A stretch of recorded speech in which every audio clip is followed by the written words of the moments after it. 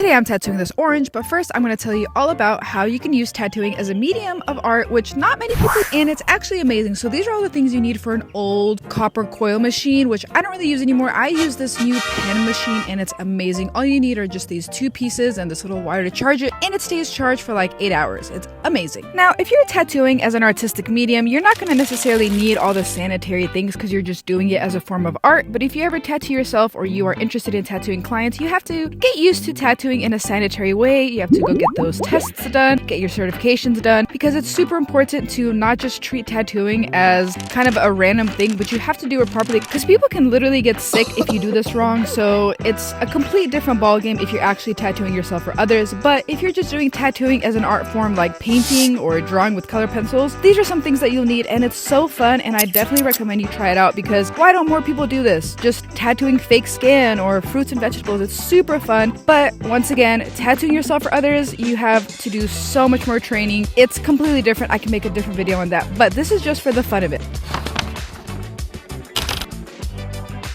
I always tattoo with gloves on, even if I'm just practicing on fruits and vegetables. It's just a good habit to get into. It's a good practice to have. Even if you don't really think that you're going to want to tattoo clients, I would really recommend you just to buy a box of gloves that really fit you really snug like this, where it's not just all loose, and you just practice and just do your tattoo art in gloves just in case. And I've also accidentally sometimes skipped my pen and almost tattooed my finger, but the glove stopped it from happening. So now let's get to tattooing the orange, where I'm going to show you all the things that I just showed you in the video and actually show you how to use them. Now, there's totally no need to be scared of tattooing or tattooing art. It's such a fun thing to do, and it's such a fun way to just practice art, and it's something completely different that you cannot achieve with pencils or an iPad or paint. It's completely different, and it's something that a lot of people, I feel, would enjoy, especially if we just take away the stigma and the fear of doing something wrong. Especially if you're tattooing fake skin or fruits and vegetables, there's nothing to be scared of besides, tattooing yourself on accident, but there are safety courses that you can take for that. So we're just going to take this stencil and apply it to the orange, and stencils are so fun to make, but just a quick little stencil. We're going to shave just because that's what you would do for a client, and apply some stencil stuff, which is actually the thing that's going to bond the stencil to whatever, the fruit, the vegetable, the skin, whatever you're using. The stencil stuff is super important, and take your time in applying that stencil. Make sure it's really, really on there, because when you actually get started to tattoo whatever you're tattooing, the stencil's not going to move around and wipe off, and you're going to be able to copy those lines that you took time to draw,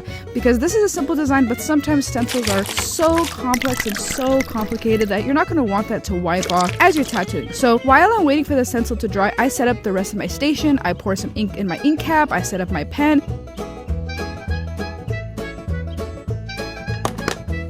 And I put this on as grip tape so that my fingers don't slide around when I'm tattooing. And I get some paper towel ready. Lots of paper towels because it gets messy, the ink gets everywhere, and especially when you start using green soap. Now we're going to turn down the machine to an acceptable voltage, which is 6.5 for me. And we're just going to take a little bit of ink into your pen and you start tattooing. Now this is where the fun starts. Tattooing is unlike any art form you've ever tried. It is so fun, and the thing is, you can take your time with it. It is actually recommended that you just take your time and have fun with this. Nobody's rushing you, and once you get those clean lines and you are able to completely copy that stencil and make it look as you're drawing, that is such a good feeling, and it feels so successful, and it just is so fun. The more that you practice tattooing, the better you get, the more crisp your lines get, the more fun and the more things you can do in general. Like, the more difficult tattoos you can actually accomplish, and it's just so fun and so exciting. So now we're just going to wipe off the ink, put on some Sanaderm. You obviously don't need to because this is just for clients, but I just wanted to show you how it works. And it's definitely a good idea to practice putting Sanaderm on, because it took me a while to even figure out how to put it on because it has so many layers to it. But once you figure it out, it's super easy. And Sanaderm is this super thin waterproof bandage that protects the tattoo. And of course, your fruits and vegetables don't need it, but if you ever decide to start tattooing clients or yourself, Sanaderm is going to be such an amazing thing. I made another video on that, but that's a whole other story. Now, what should I tattoo next, guys? And what questions do you have for starting tattooing as an art form?